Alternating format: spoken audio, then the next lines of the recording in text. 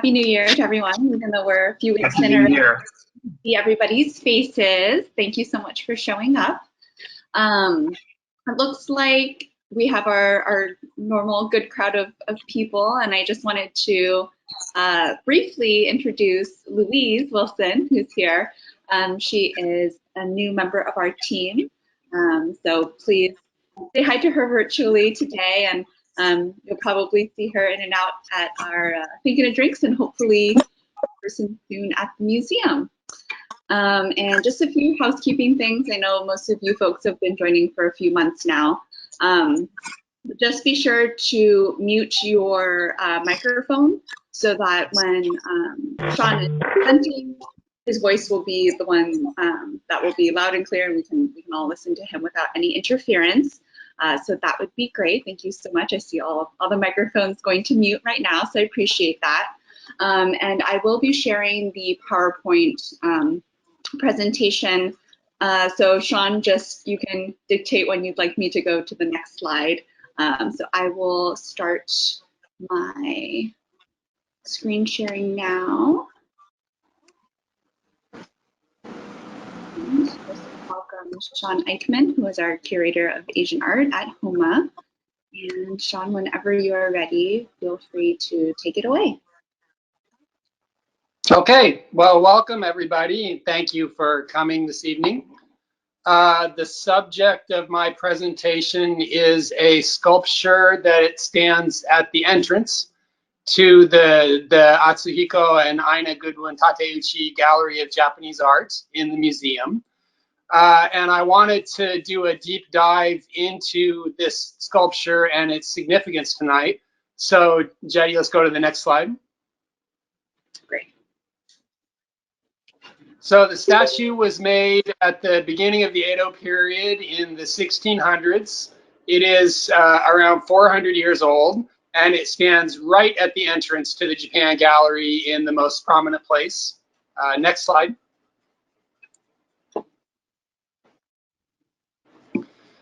You might have noticed this statue before. You may have even stood next to it as you were reading the introduction to the gallery. Next slide. Among the things that you might have noticed while you were reading the introduction to the gallery would be the fine detailing of the robes of the statue, including gilding and landscape painting and the very fine fluid carving of the robes themselves. Next slide. But the core question of who is this mysterious figure? Why did someone make a statue of him? And why is he placed so prominently at the entrance to the gallery are probably not things that you've ever thought before. So I wanted to take advantage of this opportunity to explore those questions. Next slide. So in order to explore those questions, we have to look back at the life of Prince Shotoku, who lived at a remarkable time in history. And as we go through the next few slides, I want you all to try to imagine Game of Thrones type music going on in the background to add a little bit of drama to it. Next slide. So the time that we're going back to today is Japan in the 500s, or the 6th century. Next slide.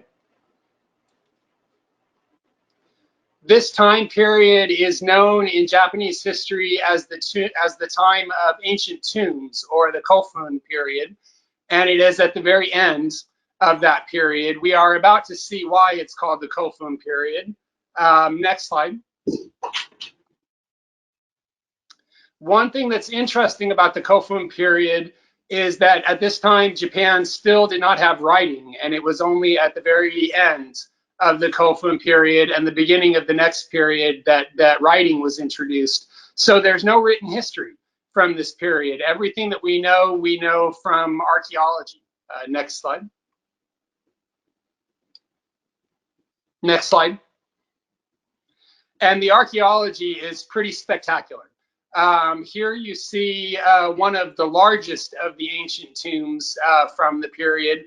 This tomb is in Sakai, which is in the southern part of Osaka, and it is one of the largest tombs in the world. It occupies an area that is twice as large as the Great Pyramid in Egypt. And it's believed to be the resting place of an emperor named Nintoku, who is thought to have lived during the 4th century. This is one of the largest tombs, but there are tombs like this dotting the entire area around Osaka. One of the very interesting things about these tombs is their remarkable shape. They're all often referred to as keyhole-shaped tombs. And this is a shape that actually originates not in Japan, but in Korea, and is one of the points of commonality between Korea and Japan at this time. Next slide. Next slide.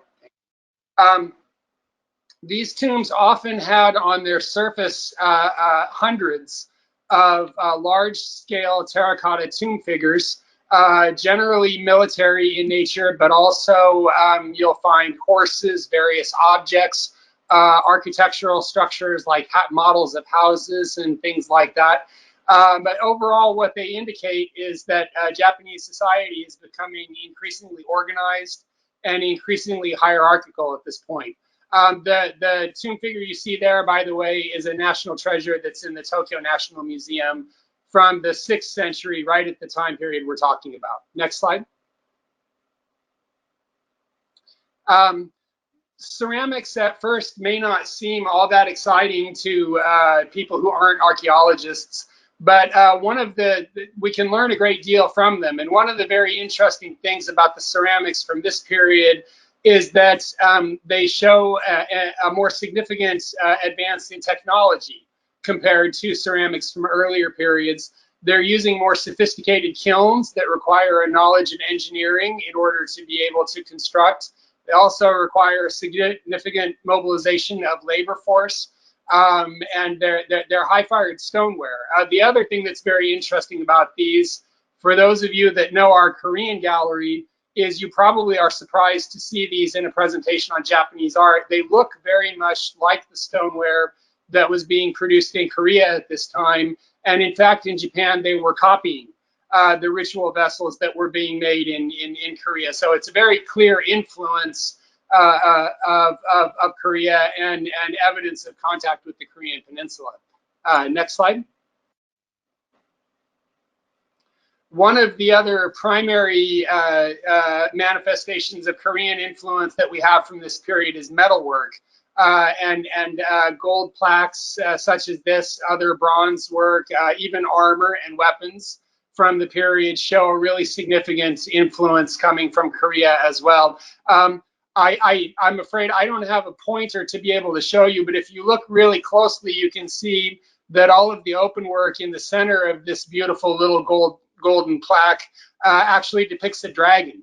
If you look up in the upper left corner, you can see his mouth partially open, his snout with his teeth, and there's even a little stamp with a round circle for the eyes that's up in the left corner. And of course, the dragon is in a group of swirling clouds. Next slide. So all of this is leading us to one of the key things that defines this period, which is that immigrants from the continent, from China and Korea, are bringing new technology and trade to Japan, and that's one of the things that is causing this increased social organization. Along with trade and technology, they're also bringing new ideas about society and religion. Next slide. It's very interesting when we think about our present political context in the United States and a lot of the controversies that go on over immigration, to think about this as it happened in Japan 1,500 years ago. And as you might expect, there were certain people in Japan who were very much in favor of this new immigration and this technological innovation. In particular, there was one of the most prominent clans in Japan, the Soga Clan. And the story that we tell tonight will be, in a lot of ways, the story of the Soga Clan. On the other hand, there were conservative factions that were very much opposed to any foreign influence or any kind of new influence entering into Japan. And the Soga had very powerful enemies in the Mononobe and the Nakatomi clans, who we'll encounter periodically during our story. So there's a very strong tension that's going on among these clans and through these clans at the imperial court. Next slide. Next slide. Thank you. So the key moment in history comes in 538, when the emperor of one of the kingdoms in Korea called Paekche sends a gift to the emperor of Japan, who at that time was Emperor Kime. The gift was a statue of a new kami or deity who the emperor was informed represented Prince Siddhartha, also known as the Enlightened One or the Buddha. So this is the very first time that Buddhism and its ideas were formally introduced to the court. Now, probably Buddhism had been trickling into Japan for several decades at least by this point and was practiced by the Korean and Chinese immigrants who were there. But this is a key moment when Buddhism rises to the level of the court. Next slide. One of the very interesting things about the historical account that documents this, which was written in the 700s, so about 2 centuries later, is that it says the image was accompanied by ritual vessels for bathing, which may seem like a strange thing for a bronze statue, but in fact, it was a very important consecration ceremony that was done at this time. That means that it was likely to have been an image such as this one, which is from about a century later, from the 600s, that represents when the Buddha was very first born.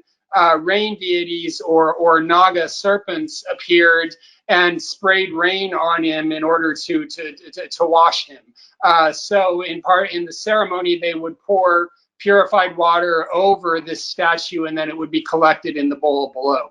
But it's very likely that the first statue of a Buddha to enter into Japan was a statue very similar to this one. Next slide.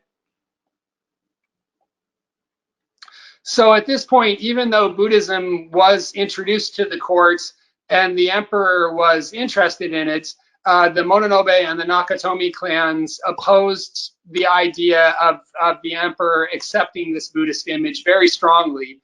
And so instead of keeping it for himself, he gave it as a gift to the Soga clan. And the Soga clan then kept it in their ancestral halls. Next slide.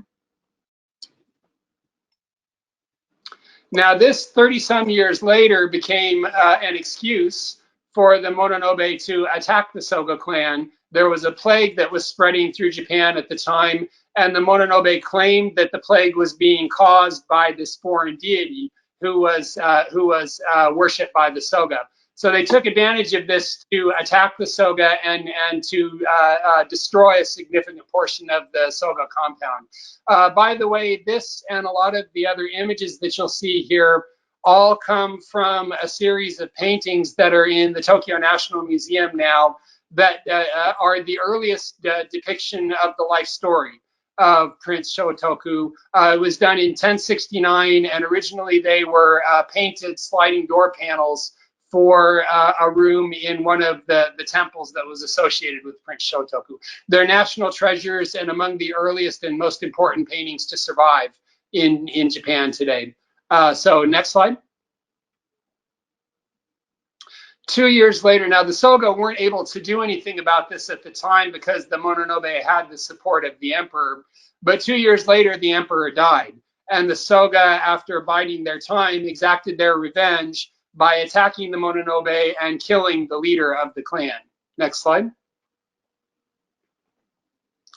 The leader of the Soga at this time was a man named Umako. And after he attacked the Mononobe, he then consolidated political control by marrying women from the Soga clan into the court, connecting the Soga with the imperial family. And in 593, about 8 years later, Empress Suico, whose mother was from the Soga clan, became the very first empress to actively rule in Japanese history. Next slide. One of the ancient tombs that is in Asuka, one of the most famous tombs in Japan today from this period, is Ishibutai. And this is traditionally believed to be the tomb of Soga no Umako. Those of you who've been to Osaka probably have visited it. It's right in the center of the old archaeological area. Next slide. You actually can go into the tomb, which is a pretty exhilarating experience because the two massive stones that you walk under weigh a combined 137 tons. And some of the engineering of these tombs and just the movement of the stones in order to get them, because they were harvested from dozens of miles away, was quite impressive. Next slide. Next slide.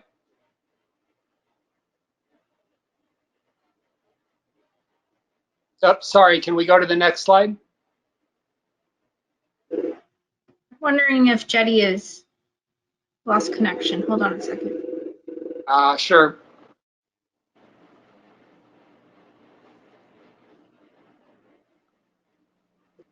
Jetty, are you there? I think she's frozen, Shawn. I'm sorry, I didn't hear that, Susan. What was that? I think she's frozen.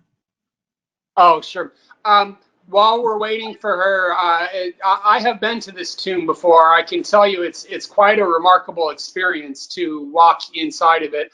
It's interesting because it resembles a lot of the tombs that were being made in Korea at the same time. Oops, we lost our image. Hopefully everybody can still hear me. It's quite possible that the tomb may originally have been covered with an earthen mound. This is something that was common in Korea at the time. We'll get into more about Soga no Umako when we go to the next slides. But Umako was one of the leading forces in Japan for contacts with the Korean Peninsula and for introducing new ideas, new technologies, and in particular, new ways of organizing society from Korea. And when his interest in Buddhism was very much part of his interest in continental models of social organization, which included not only religion, but also political structures and various things like that, the Chinese classics. And so he was really the leading force in bringing a new progressive vision to Japan and shaping what he saw as a new foundation for Japanese society. Hey, Shawn, it's Fred. While we're waiting for Jay to come back, can you answer? It looked like on the stones on the tomb, were there any kind of carving or, because the stones on the left side look very smooth, but the big stone on the right side looked like it had a lot of, well, it wasn't smooth. And it almost looked like Sure. a face or something. Sure. They actually have, in the area around Osaka, they've found some stones that had started to be carved and prepared to be used for tombs, but then for various reasons, because they found cracks in them or they were unstable, they did not use them. So from that, we know that, yes, they did shape the stones. Actually, we know a fair deal about how they did that. They would carve shafts into the stones, and then they would actually pour water down them in the winter and freeze them and use the ice to split these massive stones. Sometimes they would also smooth the stones. So in the sense of shaping the stones, yes, they did carve them. In the sense of doing any kind of carved decoration or things like that, no, they did not do that. There are some tombs from this period where the surface of the stones was covered over with plaster and painted. So there are painted decorations that you will find inside of the tombs, but not carved decorations. So the extent of the carving for the stones was just to shape them for the tomb. And Thank you, Fred, for that. And I'm assuming this structure was not meant to be any kind of, I mean, you can see daylight and all. There was not meant to be any kind of egress or entrance from these stones because it was a tomb. right? Actually, there is an entrance, but the entrance was only used in order to inter the body, and then after that it was sealed. But around the tomb, and probably the tomb was covered with an earthen mound after it was sealed. Around the tomb, there would have been wooden buildings and structures that would have been used for ancestral rites and sacrifices made to the spirit of the deceased. So there would have been additional structures that would have been beyond the tomb themselves.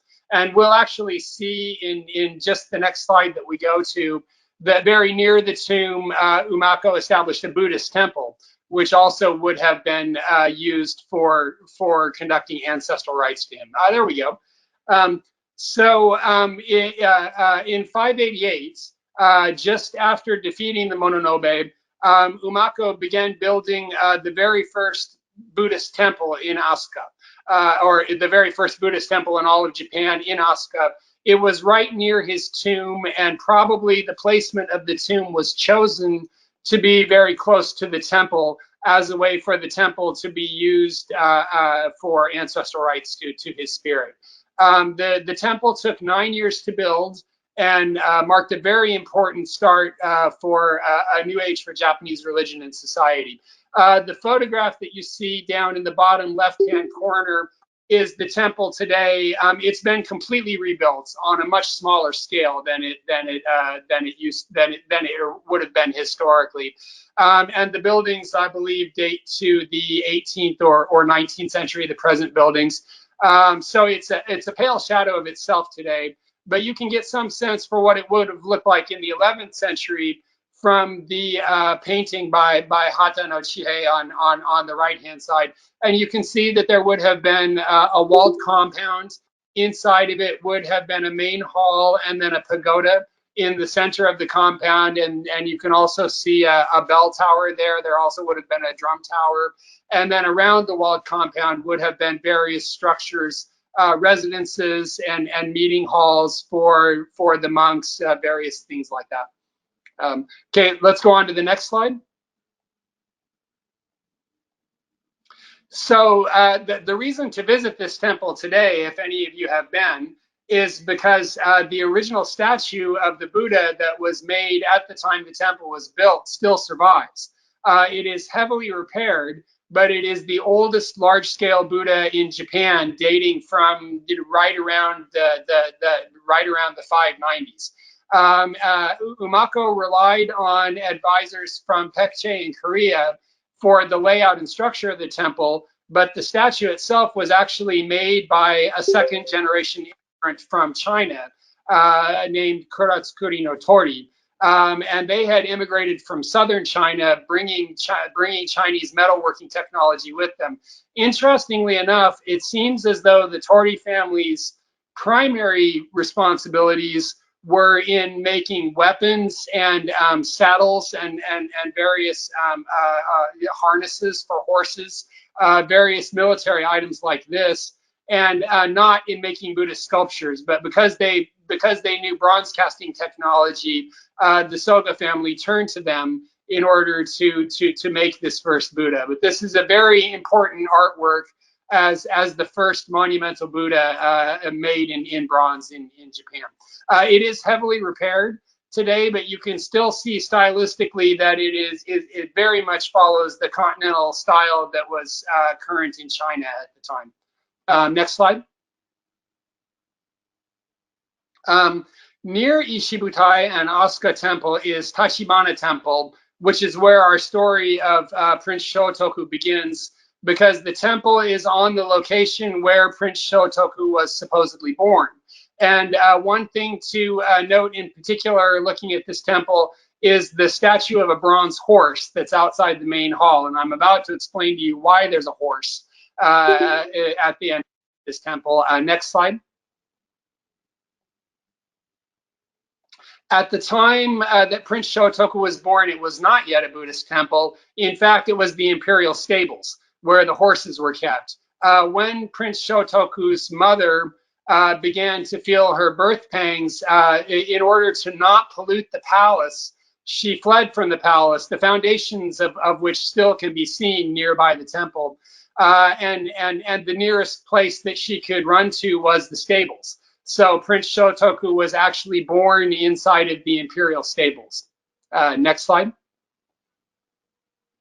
This is an interesting little window into Japanese spiritual belief at the time, because pollution was a very great concern for the imperial family. It was very important that the emperor maintained a strict spiritual and physical hygiene. So they went to extraordinary lengths to avoid certain things.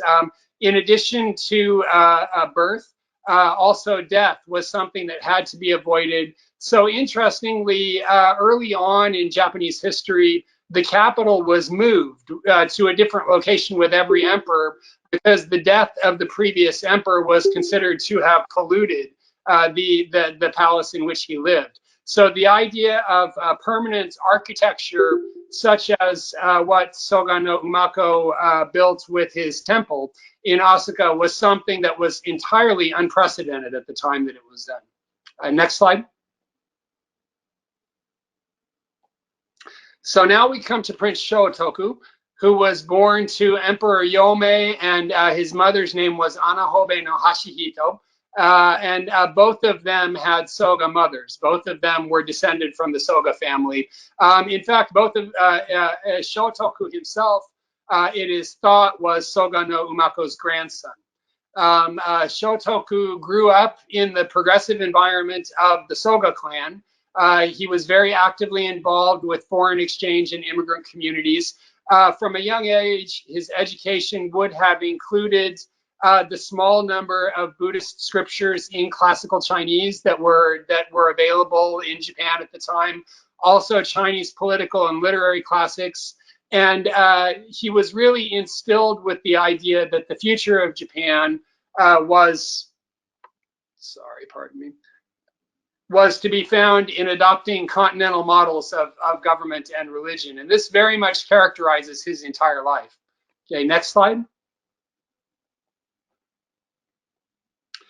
So there are wonderful legends that ultimately develop around Shotoku. The one that you probably would expect was that he was very precocious, and apparently even as a child, he would gather his classmates around him and lecture them on the subtleties of governance and spirituality, which you have to wonder whether that made him a very popular child amongst his group or not. But I love this illustration where you can see them sitting out in the hills. Shotoku is sitting in the middle, up on a little chair, indicating his role as a teacher. And all of the other children, all of his other classmates are gathered around him, listening to him lecture them on the subtleties of Buddhist enlightenment. Next slide. There are also a number of more spectacular legends that are associated with him. Supposedly he could fly. This is, if you look closely, this is a painting of Mount Fuji. And just to the right of Mount Fuji, that little black speck in the clouds that you see there is actually Prince Shotoku's horse. You can see him riding on it. Supposedly Shotoku and his horse flew from Osaka to Mount Fuji, which is a distance of over 200 miles, in one single leap. Next slide.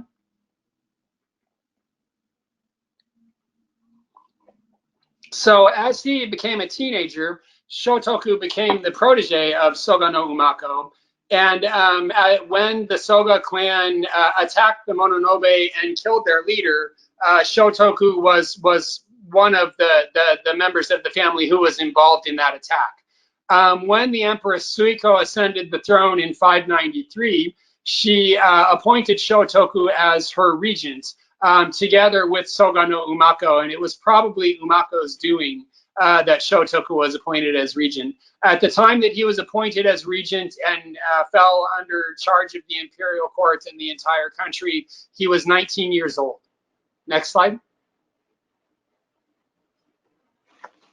So Shotoku's first major undertaking in the same year that he became regent at 19 was to establish Shitenno Temple in modern Osaka.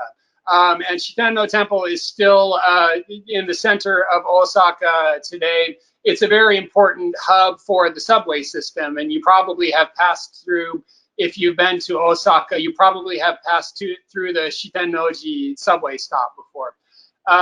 Although Umako's temple in Osaka was already under construction, Umako's temple was not a government-sanctioned project. It was a private project. So Shitenno Temple is often considered to be the first official Buddhist temple in Japan. And you can see on the right there, get a sense for what Shitenno Temple would have looked like during the 11th century. It's very similar in layout to Asuka Temple. You can see that it's a walled compound, that there is a main hall inside of the compound, and in the center of the compound is a pagoda, that it's surrounded by various structures that would have been lecture halls and residence halls for the monks. So quite similar in its layout to Asuka Temple. Next slide. Now, unfortunately, nothing of the original temple survives. It was completely rebuilt in 1963. And you see the present temple today. Although, to give them credit, they did design and rebuild it in the style of the oldest surviving Japanese architecture from the period. So there was an attempt to try to capture the architectural feeling of when Shitennoji was first built. The model for both the pagoda and the main hall was Horiji Temple, which we will come to in a little bit, and you'll see some photos of it then. And it is a pretty well done model of that temple. Next slide. Hopefully we didn't freeze up again.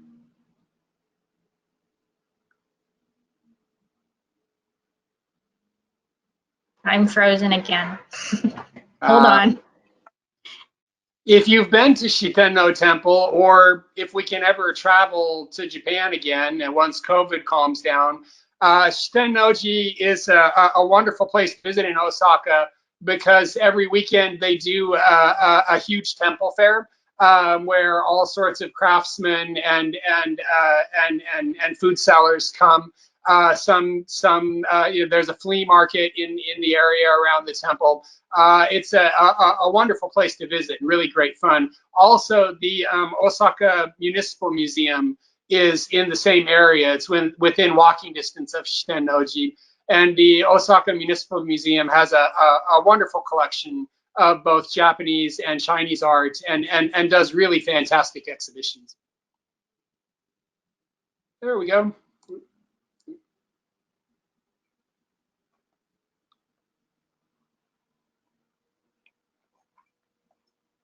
So Shitenno Temple takes its name from the four guardian kings, the guardian kings of the four directions in Buddhism. Shi means four, ten means heavenly, and no, and O means king. So it's the four heavenly kings. They're the guardian deities that protect the four directions in Buddhism, and for that reason, you often find statues of them in the four directions or the four corners around the statue of the Buddha inside of a temple. Now, the reason why Shotoku's first project, his first temple, was dedicated to the four guardian kings is probably because he was recognizing them as protectors of the state of Japan and of the imperial courts. But it has also been suggested that the Soga clan may have prayed to the four guardian kings and seen them as protectors when they attacked the Mononobe. So he may have built the temple as thanks for the success of the Soga in their victory over the Mononobe clan. The original sculptures of the four guardian kings that would have been in Shitennoji do not survive, but we can get some sense for how they might have looked from a set of sculptures that would have been made only slightly later, certainly within a few decades, that are now at Horiji Temple, which I just mentioned as the model when they rebuilt Shitennoji. And Horiji Temple was also very intimately connected with Shotoku. The particular king that you see here is Vaishravana, or in Japanese, Bishamonten, who is the guardian of the north. And he can be identified from the pagoda that he holds in his hands. And this is quite a remarkable, very early sculpture from 7th century Japan, one of the earliest sculptures of its type that survives. Let's go to the next slide.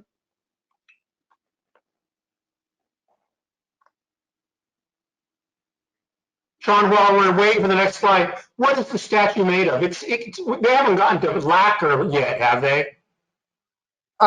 No, they weren't making sculptures out of lacquer quite yet. That doesn't come for about another 150 years.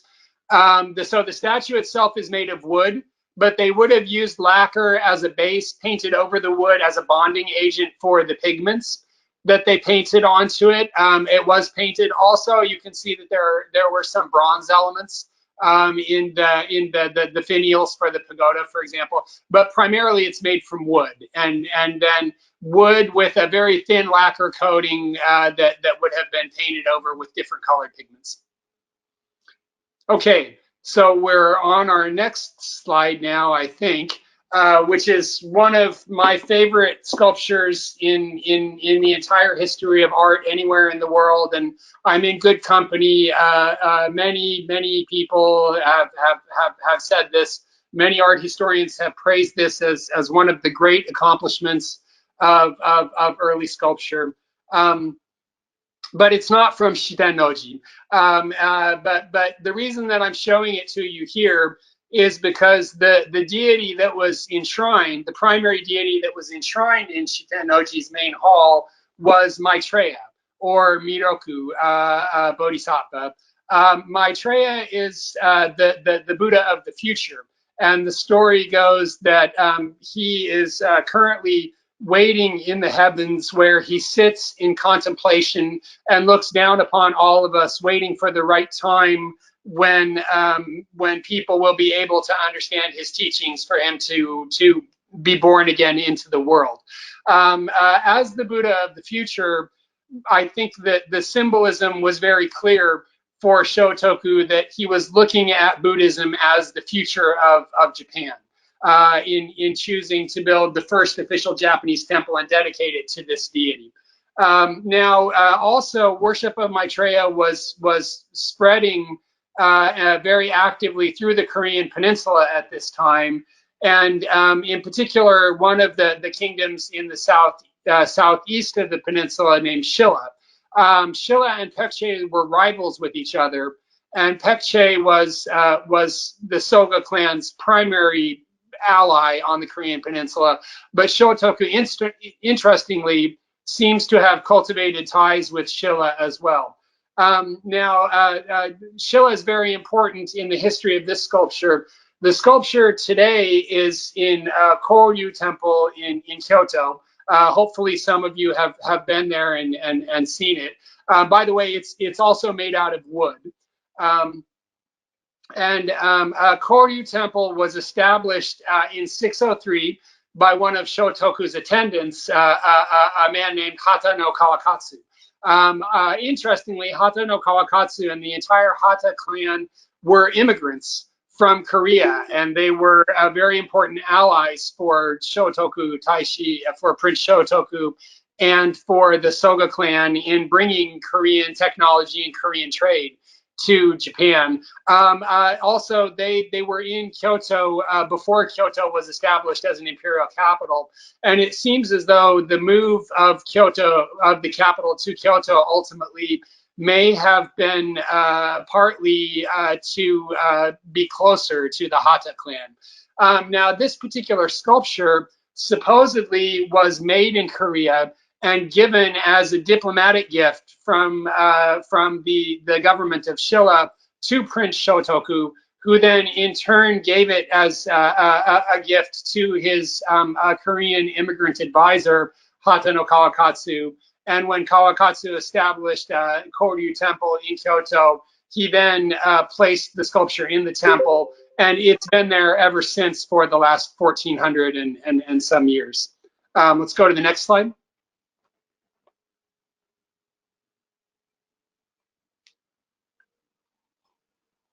Now, quite remarkably, this sculpture is very, very close to a sculpture that is of similar scale but made in bronze that is in the National Museum of Korea today. And it is one of the most important treasures in Korea. When you visit the National Museum of Korea, they have an entire gallery solely dedicated to this sculpture.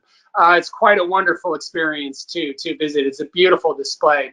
But this confirms it provides additional evidence supporting the idea that the temple or that the sculpture associated with Prince Shotoku was probably in fact made in Korea and came to Japan as a diplomatic gift.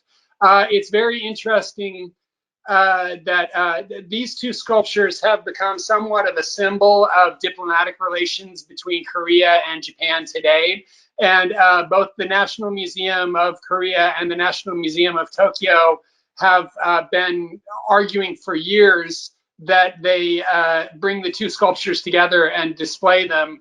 But it's such a political minefield in order to do that so far they have not been successful in doing it. But if it ever does happen, it will be a remarkable event, not only in art history, but also in the contemporary diplomatic history of the two nations. Let's go to the next slide. So after the establishment of Shitenno Temple, Shotoku really starts to consolidate his influence and his power. And the next major thing that he does is he establishes a system of 12 ranks for the government that are based on the Chinese classics and models that were contemporary in China at the time, and then a 17-article constitution. Now, while this constitution doesn't really look anything like our modern conception of a constitution, it is a remarkable accomplishment because Shotoku, who was only around 30 years old at this time, created the very first constitution in Japan, one of the oldest constitutions in the world, and the oldest legal document to survive in Japan. So that gives him a particularly significant place, not only in Japanese history, but in world history. Next slide. The 11th century sliding door panels depicting the life story of Shotoku actually include when he presented the 17-article constitution to Empress Suico.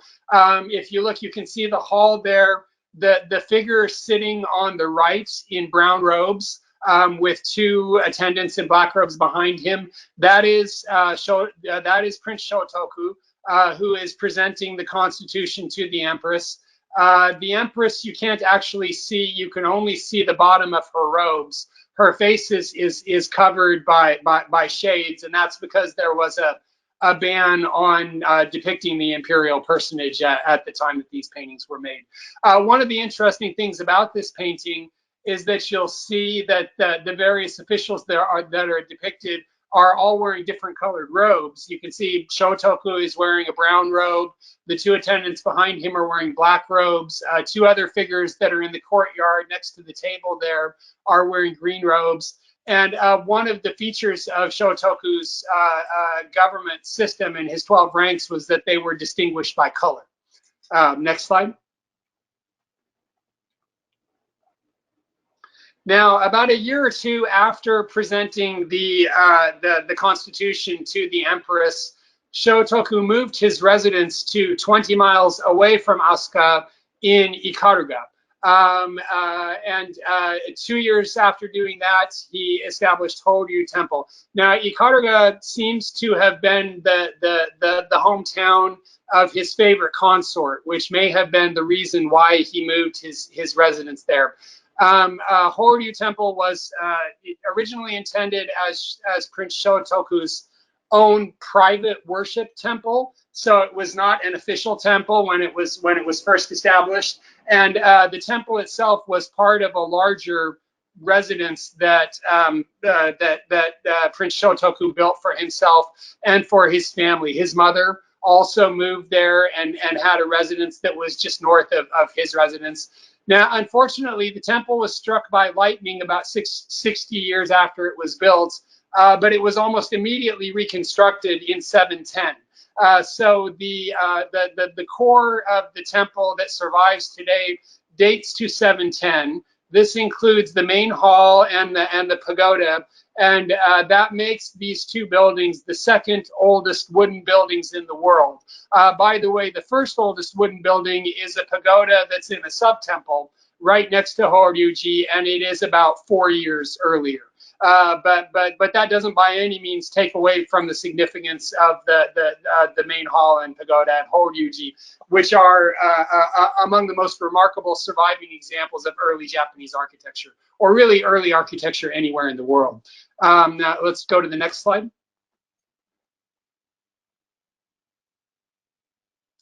And here you see Horyu Temple, which is my favorite place in the world. I have been there as many times as I could possibly go. It is just an utterly remarkable experience. It is like stepping back 1,200 years, well, even more, 1,300 years in time when you enter into the temple. You can see the main hall on the right and the pagoda on the left. Keep in mind that the painting illustrations that we saw of Osaka Temple and Shitenno Temple a little while ago both had the pagoda in the center of the compound with the main hall behind it. And it's very interesting that the layout of Horyu Temple does not follow this. There's been a great deal of debate as to why that is. It seems when the temple was originally built, probably the pagoda was in the center and the main hall was behind it. But after it burned down 60 years later, when they rebuilt it, for some reason they changed the layout. And this is a really unique layout that is very rarely found in Buddhist temples. Let's go to the next slide. Here you see the main hall from a frontal view, along with the inside of it, the main sculptural triad, which we'll get to in just a minute. If you think back to the 1963 reconstruction of Shitenno Temple that we were just looking at, you can see very clearly that it's based on this building. This building largely survives as it was built in 710, 1,311 years ago. Let's go to the next slide.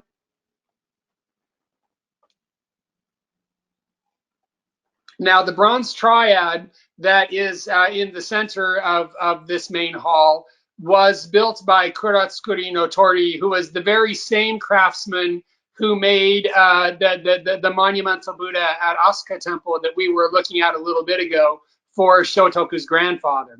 But several decades had ensued since that. Probably Kuratsukuri no Tori at this point was quite elderly, and he probably just supervised the project, which would have been done by his family.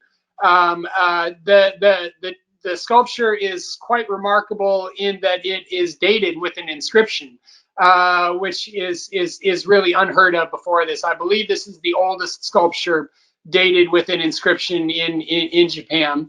And we know from the inscription that the sculpture was made in 623, 1 year after the death of Shotoku, and it was made in order to commemorate him.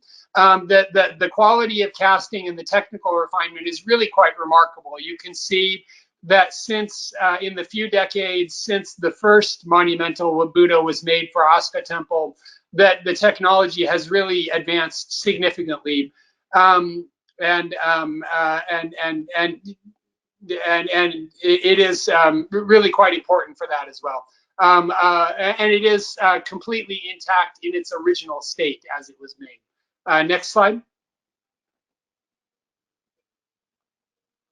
Now, supposedly, the Buddha in the center of the triad was done as a portrait of Prince Shotoku, And for that reason, it has been the image most closely associated with him for ever since that point. And whenever you see a depiction of Prince Shotoku, particularly in the modern period, this is always the model that they are relying on for what Shotoku would have looked like, his facial features. Next slide.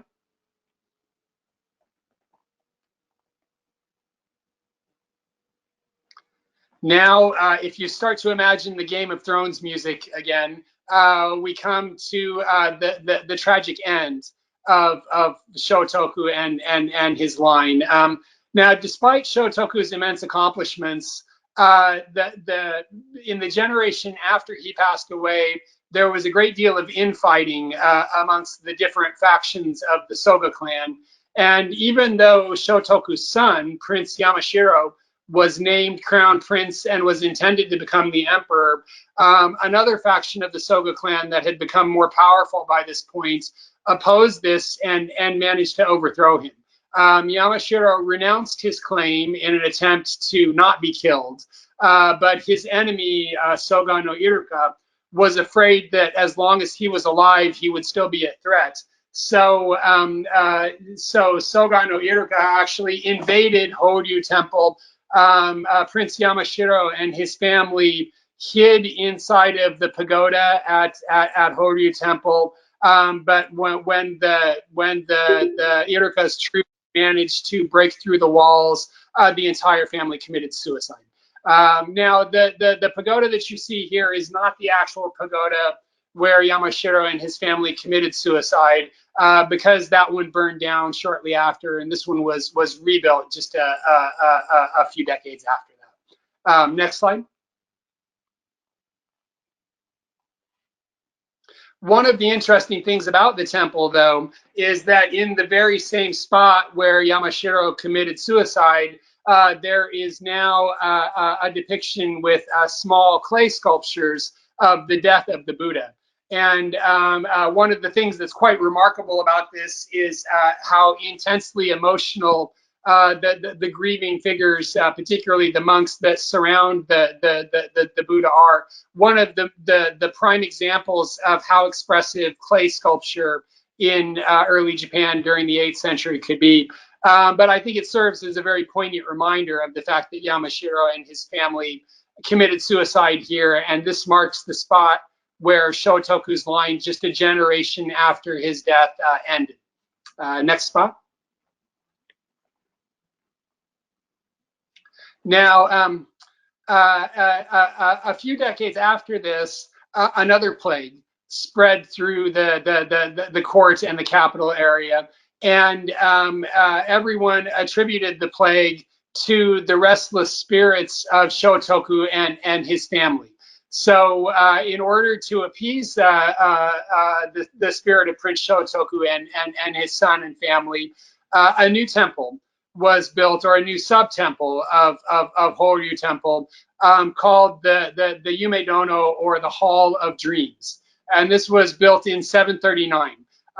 The hall was built on what originally is believed to be the site of Shotoku's private study. And the reason why it's called the Hall of Dreams is that supposedly Shotoku would sleep here, and when he slept, a golden figure would appear to him and teach him about Buddhism and about enlightenment.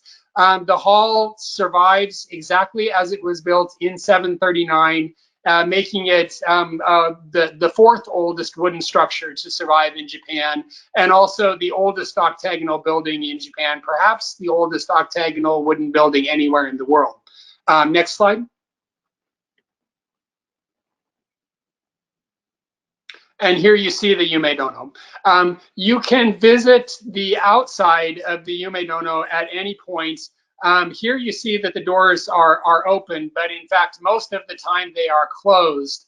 The inside of the building is only revealed. You can never go into it, but the doors are only opened, and it's only revealed for 2 weeks every year, once in the spring and once in the fall. So it's a very rare opportunity. to be able to see the inside of the building. And people flock from all over Japan and really all over the world when this happens. I can remember the very first time that my classmates in Japan took me, and it didn't look anything like this, because the entire courtyard around it was swarming with lines of people who were waiting to catch a glimpse through the wire grating of the inside of the hall. And the reason for that is our next slide. So next slide, please. Because inside the hall is one of the most remarkable sculptures that survives from the period, and one of the most remarkable monuments of early Japanese history, the Guze Kannon. This is an image of the Bodhisattva Avalokiteshvara, and it was made along with the Hall of Dreams itself in 739. And is believed to again be modeled after Prince Shotoku, and to symbolize him. Now, this statue has a very interesting later history, because in order to protect it, it was wrapped in 500 yards of cloth, and for centuries it was covered in cloth, and no one had seen it. No one knew what it looked like. It was only in 1884 when the Japanese government engaged Ernest Fenollosa, who was an American scholar, along with his Japanese advisor Okakura Kakuzo, who, and by the way, Fenollosa and Kakuzo both later became curators of the Japanese collection at the Boston Museum of Fine Arts and helped to form that collection. But the Japanese government engaged them to do a survey of cultural relics all across the country. And when they came to the Yumedono, they insisted that the cloth, which had been around this sculpture for centuries, be removed so that they could survey the sculpture. There was a great deal of resistance from the priests, but eventually Okakura and Fenollosa forced the priests to remove the cloth, revealing this sculpture pristinely preserved as it had been protected for several centuries. And as I said today, even today, the hall is normally closed. You only have an opportunity to see this sculpture glimpsed through the windows of the hall for 1 week every spring and 1 week every fall. Next slide. Now, the sculpture is said to bear Shotoku's likeness as the Buddha in the main hall of Horiji Temple. And it is believed to have been made in order to pacify Shotoku's spirit and to stop the plague that was spreading in the 730s that everyone believed was because the Soga Clan had killed his son, Prince Yamashiro, or rather forced him to commit suicide along with the rest of the family. For that reason, this marks the beginning of the worship of Prince Shotoku as a Buddhist deity, and really is the start of the long centuries of the worship of Prince Shotoku. And it's also one of the most sacred images in Japan. Next slide.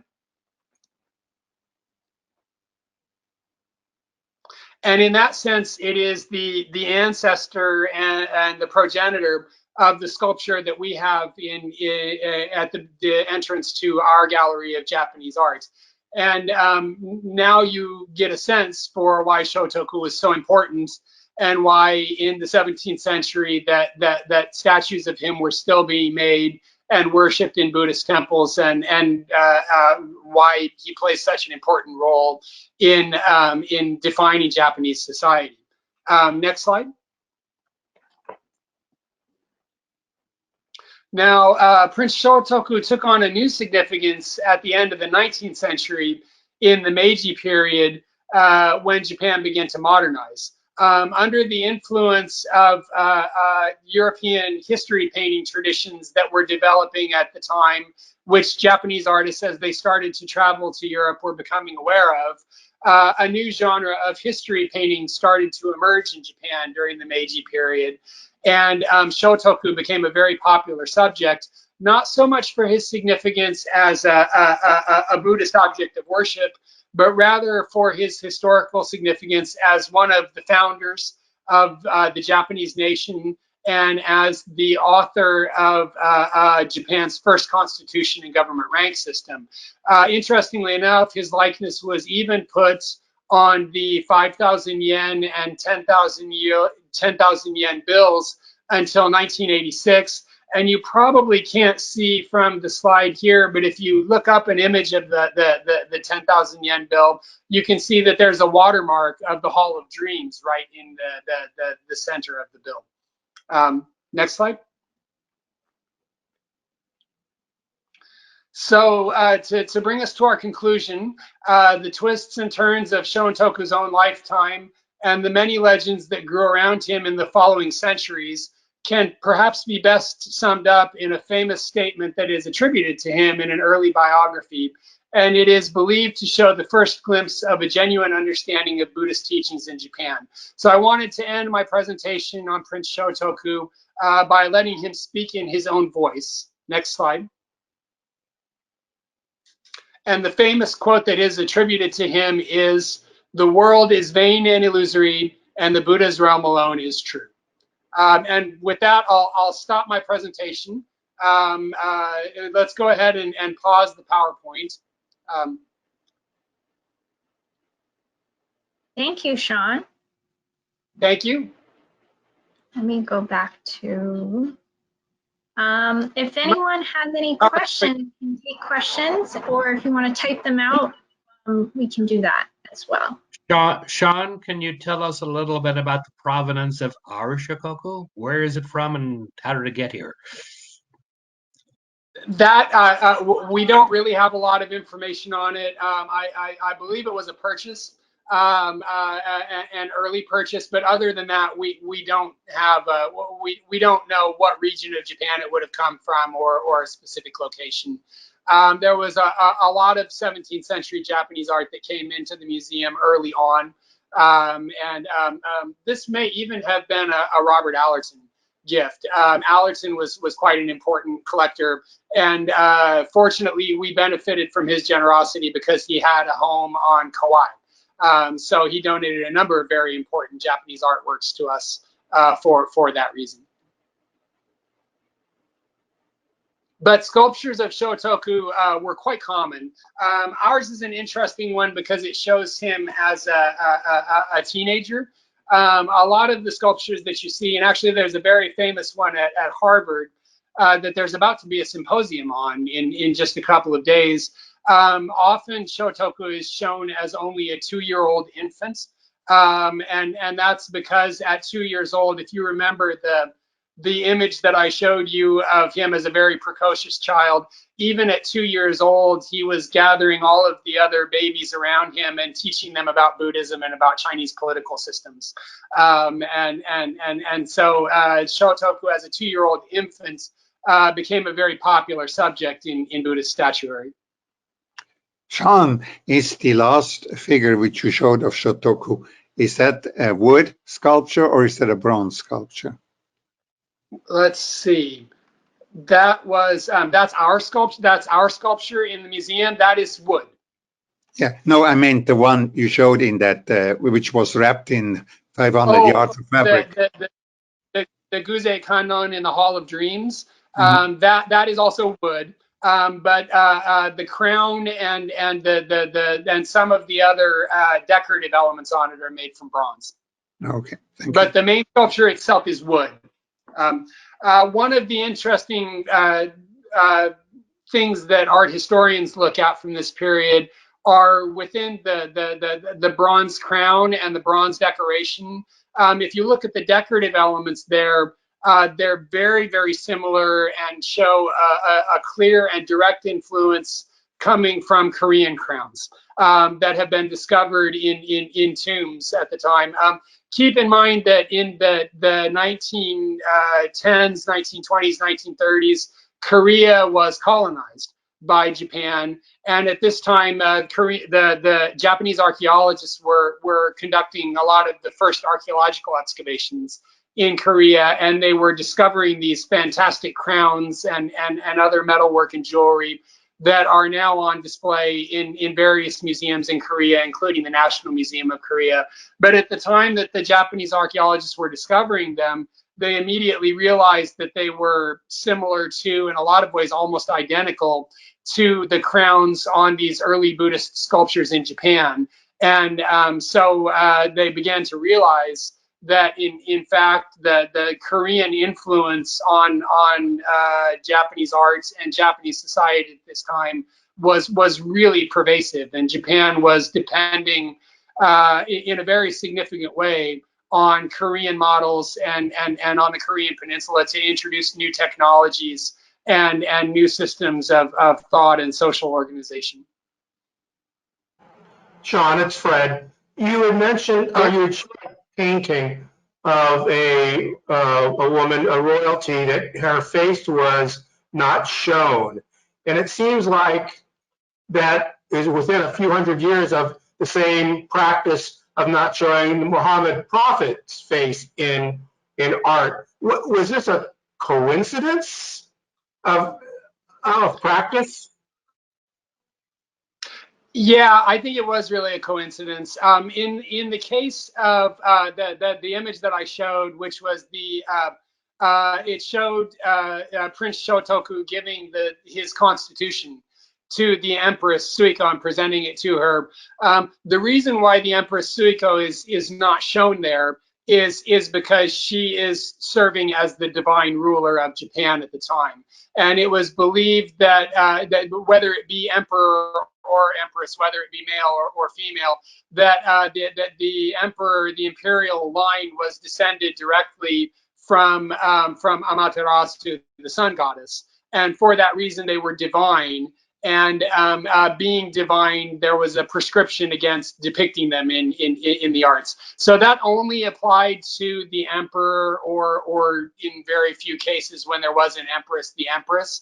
It didn't apply to other members of the imperial family. You can see that Prince Shotoku himself, for example, is depicted. It's only because it's only specifically for the emperor or empress as the ruler, and that's something that really goes on throughout most of Japanese history, all the way up into the beginning of the 19th century. It's only with the establishment of the Meiji Emperor that you start to see depictions of the Meiji Emperor, which was quite radical and quite controversial at the time. For example, for the Meiji Emperor to be photographed, because up until that point, his father, for example, was never shown and was never seen in public. Whenever they went out in public, their face would have been covered. But that's something that is specific to Japan.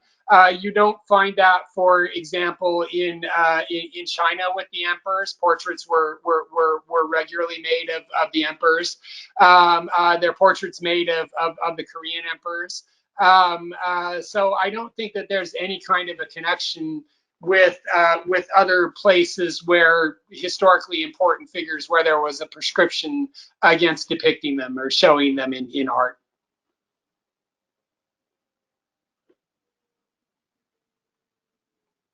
Any other questions?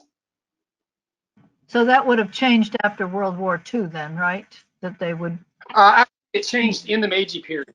The 1870s, 1880s, already the Meiji Emperor was photographed, and you can see him. And still today, it's quite an important moment in the lives of a lot of Japanese, where every year on one day of the year, the Emperor comes and stands out on a particular balcony at the palace, where all of the citizens of Japan to come and see him and see the imperial family. And that's a lingering remnant of that belief from the 19th century and early. Okay. But it changed before World War II. It changed when Japan modernized, starting with the Meiji period in the 1870s and 80s. We have a question from Catherine Love. What about her statue tells us that it is Prince Shotoku? It was a very common subject. There are certain standard iconographies for depicting Shotoku. The one in this particular case is Shotoku as a teenager. Whenever you see the hairstyle is a hairstyle that was believed to be current at the time that Shotoku was alive, not a hairstyle that was used later in Japan. And it actually comes from continental models. You can still find that hairstyle, for example, in tomb figures from the Tang Dynasty from the 6th and 7th century, 7th and 8th centuries in China. So the hairstyle is one clear sign that it depicts Prince Shotoku. Also the posture and the way that Shotoku is, the hand gestures and the robes. Whenever a sculpture like this of a young teenager with this particular pose and face and hairstyle was done, that's always a clear sign that it was Prince Shotoku. There are other depictions, as I mentioned, like the sculpture at Harvard, Shotoku as a 2-year-old. You also find Shotoku as an adult. For example, in the modern painting that I showed, or on the 5,000 and 10,000 yen bills. Those are other, very standard depictions of Prince Shotoku, where anyone in Japan, as soon as they saw it, would immediately know that that's the subject that's being depicted.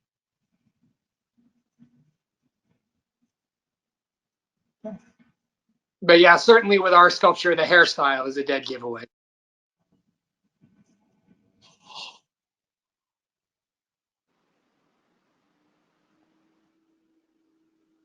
Are there more questions?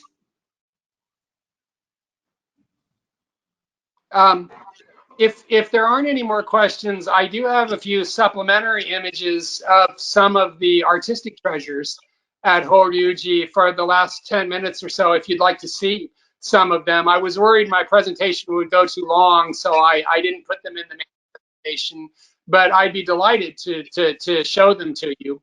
They're some of the most fantastic artworks ever made. Perfect. So let's go to the next slide. So among the treasures that survive at Horuji, and by the way, you can see all of these if you visit Horuji. The temple has its own temple museum. All of the things that you're about to see are on display in the museum, and it's just an incredible experience to see them. I would highly recommend it to anyone if you have the chance to go to Japan. Among the treasures that survive at Horuji are the Kudara Kannon, the sculpture that you see here.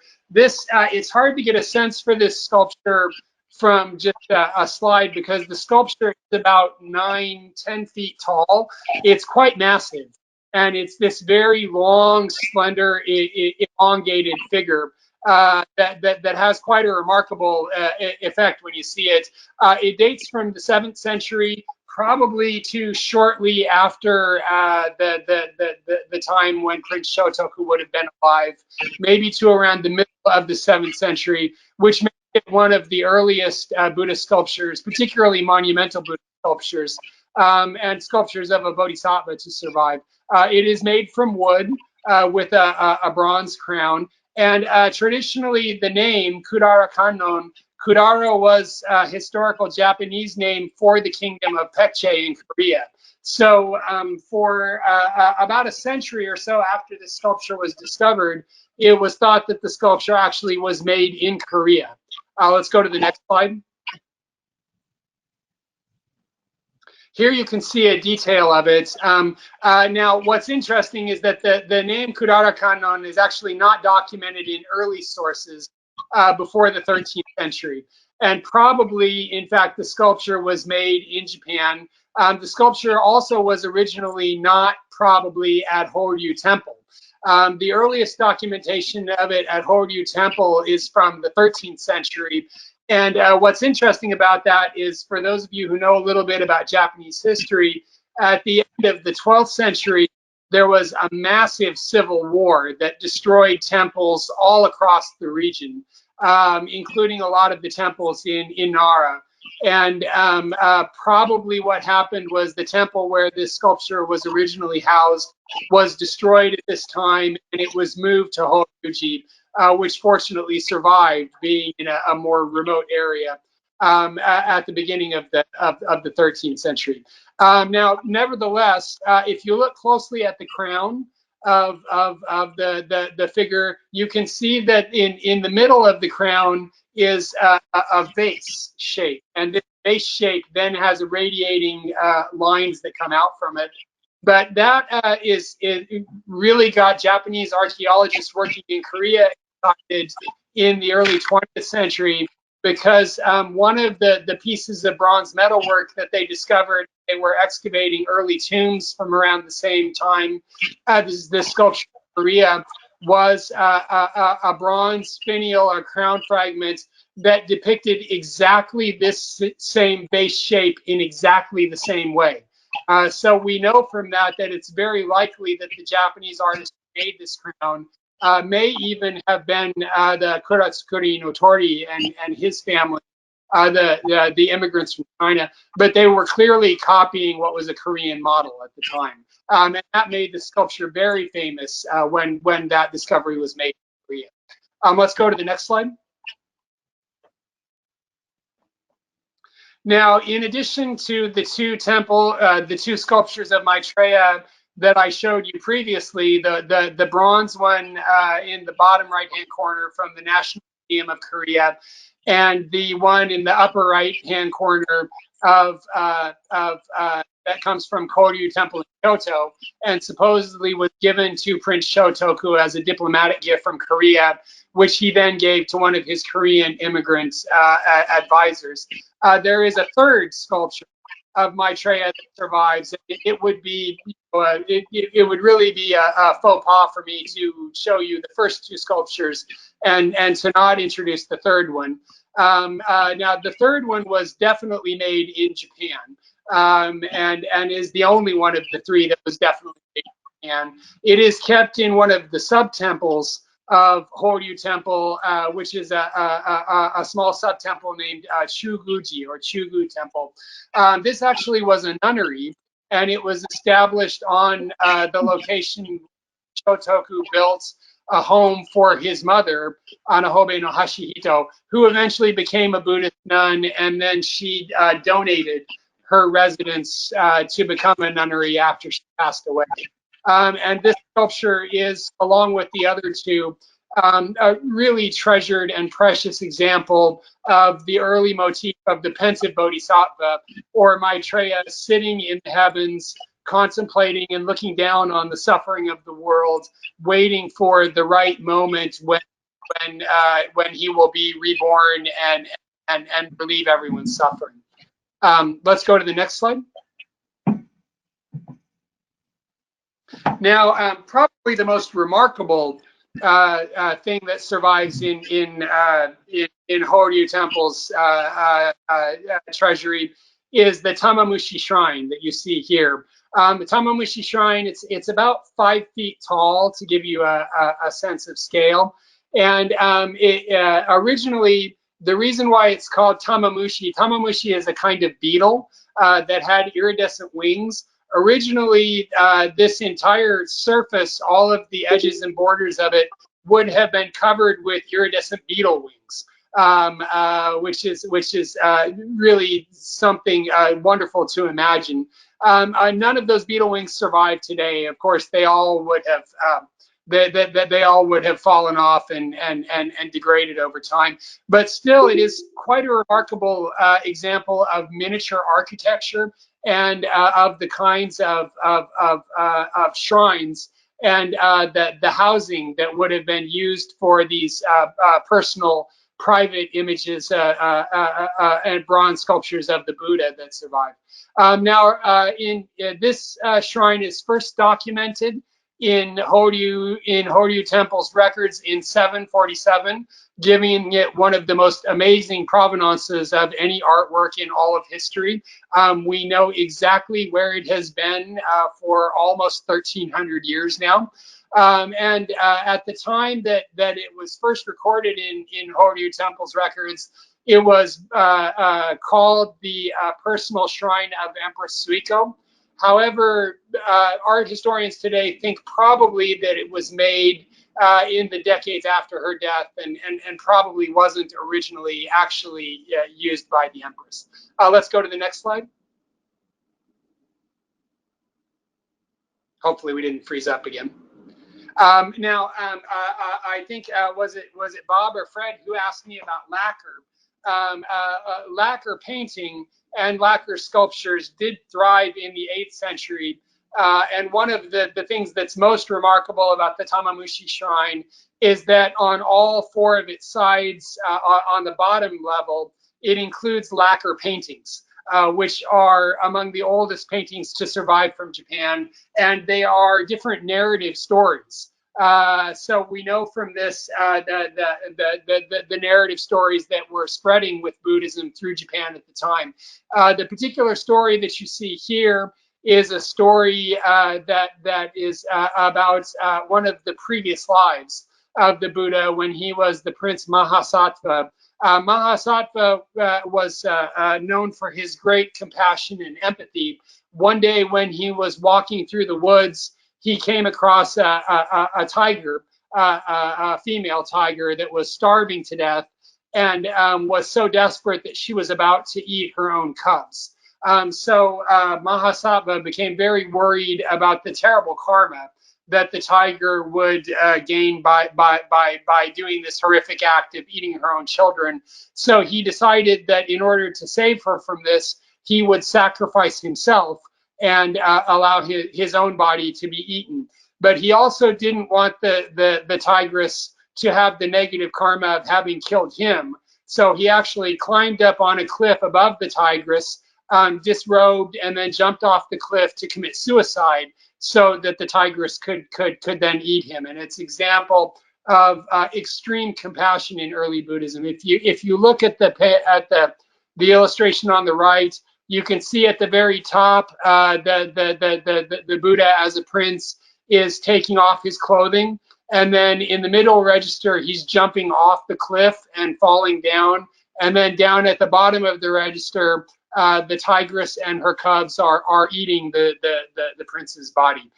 So quite remarkable, probably from right around 700 AD. Very, very early example of lacquer painting. And the reason that it survives today is because lacquer is so durable.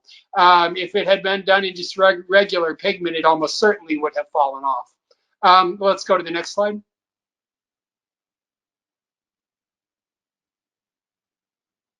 Okay, this will be the last slide that I'll show you, but just to bring our story to an end, during the modernization of Japan during the Meiji period, in 1878, when the Tokyo National Museum was established, Horyu Temple donated over 300 artworks from their treasury to the new National Museum, which marks a really important moment in the modernization of Japan and the idea of establishing a new national museum and national collection for the public and opening up the world of art and art history to the general public.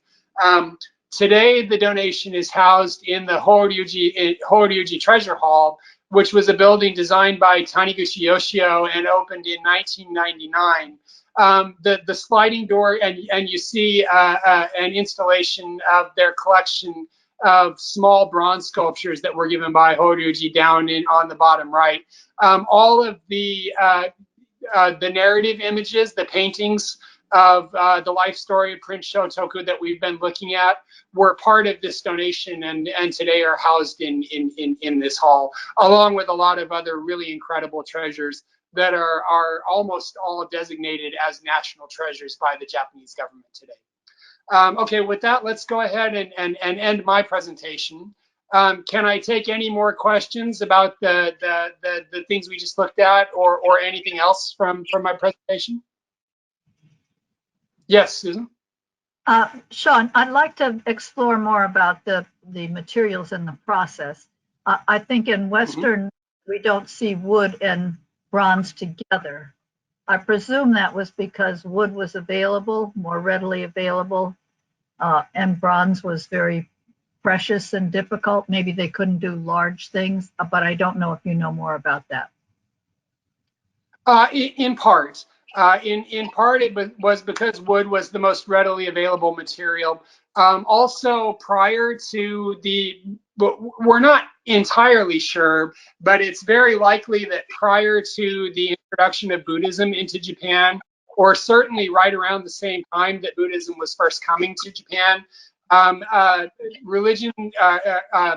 images that were made of indigenous deities, indigenous Shinto deities, were made out of wood, and were always made out of a single piece of wood, and it was believed that the spirit of the wood was kept in the sculpture when it was made, which is why it was very important that in the early sculptures that they were always made out of a single piece of wood to preserve the spirit of the tree.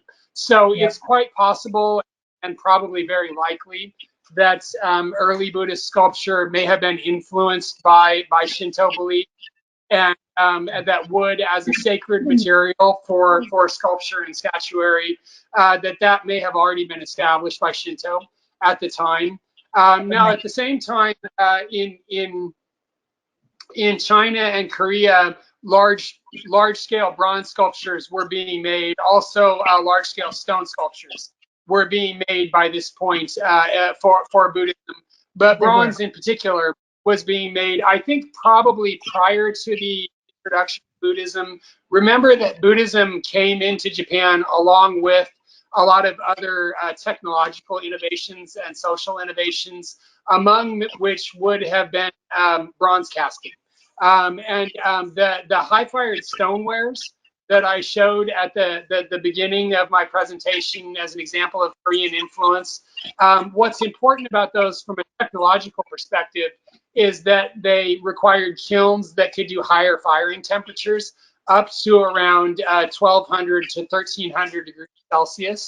That's also a requirement for bronze casting, is the ability to do those higher firing temperatures. So along with the introduction of kilns and firing technology for high-fired stonewares, also came the ability to do bronze casting. Also, you had to have stoneware for the molds in order to make bronze sculptures. So the introduction of stoneware was really, technology was a prerequisite for the ability to do bronze casting and bronze technology. So that also came into Japan around the same time. And so these things all came hand in hand as part of a continental system of technology and governance and new ideas and trade that was entering into Japan as we were opening up to the rest of the world. So monumental bronze sculpture, also all of the bronze crowns and finials and other things that you see on wood sculpture were all, part of this new bronze technology that was entering Japan at the time. Would these pieces be considered not only objects of reverence, of perhaps of ritual, but also would they consider art in the terms that we think of it? No, not that. That's really something that comes about in the 19th century with the modernization of Japan. And for example, two really good examples of that are the Japanese government's survey of cultural relics, where they hired Okakura Tenchin and Ernest Fenollosa to go around the country documenting and surveying all of these cultural antiquities. When they did that, then they started to eventually photograph and publish all of them, and they started to become more publicly accessible. That then set off a firestorm of interest among people in early Japanese history and Japanese sculptures and Japanese artworks, and also things like the donation that Horiji Temple made of 300 objects from their treasury to the National Museum, which was newly established in Tokyo in 1878. All of those things that were part of a nationalization and a new way of thinking about cultural relics and art as a public trust was really marked the starting point of thinking about these things not only as icons of worship, but also as cultural properties and artworks. Thank you. That makes And you can see similar things happening in Korea and in China and other places, you know, in around the same time period and into the 20th century. Also, I think that, you know, the Honolulu Museum of Art played some role in that. We were actually involved with, through Charles Bartlett, who was an advisor to Mrs. Cook, with the development of the modern print movement. Charles Bartlett was an advisor, was a print designer for Watanabe Shozaburo as he was developing the modern print movement in Japan. We actually have a direct role in the modernization of Japanese art and these new ideas that were coming into Japan in the 19-teens and the 1920s. So we're a little tiny piece of that history ourselves too, which I find very exciting. Yeah. As kind of a follow-up to what Susan just asked, when we were touring the Gift of the Dragon Museum from Bhutan, we saw people, the monks were required to be there. And one of the reasons was that every day they went through the exhibit and sprinkled water, not on the images, the actual items that were on the wall, but on their reflection in a mirror. Mm-hmm. Sure. Is that and that is the ceremony. That's the consecration ceremony, which in Japan, it's the same. They don't sprinkle water, obviously, on some of these precious artworks and paintings that would be damaged by it, but they do specifically have bronze sculptures like the one that I showed with the basin that are used for the consecration ceremony, and that's exactly the same ceremony that you would have seen being performed in Bhutan. It's actually a ceremony that spread from India throughout the entire Buddhist world, and there have been a lot of interesting studies done of the spread of it from India through Central Asia into China and into Korea,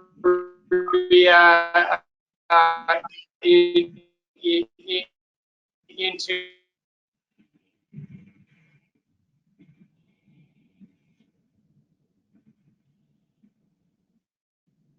Oh dear.